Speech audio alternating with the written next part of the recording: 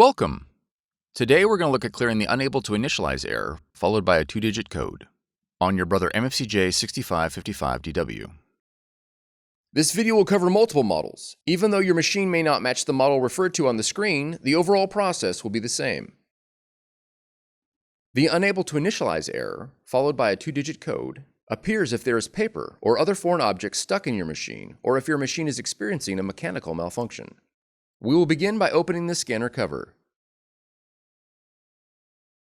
Check the platen area and remove any ripped paper or other obstructions. Verify that all blue packing tape has been removed from the printhead. If the printhead is in the locked position on the right side of the platen, press and hold the red X on the control panel for 5 seconds. When the printhead moves to the center, check the right side of the platen for jammed paper. Gently slide the printhead left and right and check for paper scraps trapped underneath the printhead.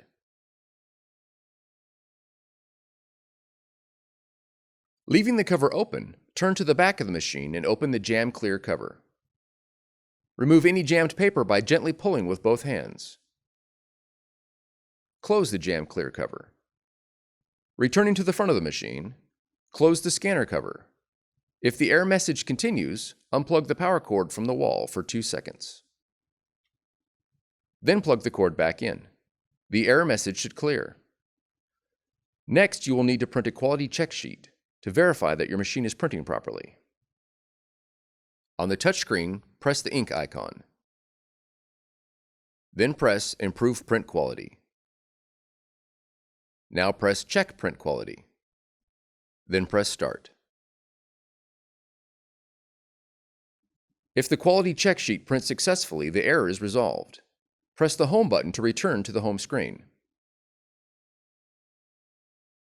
For more tutorials, FAQs, and videos, visit us at www.brother-usa.com.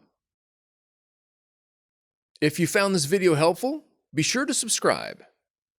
Thank you for choosing Brother.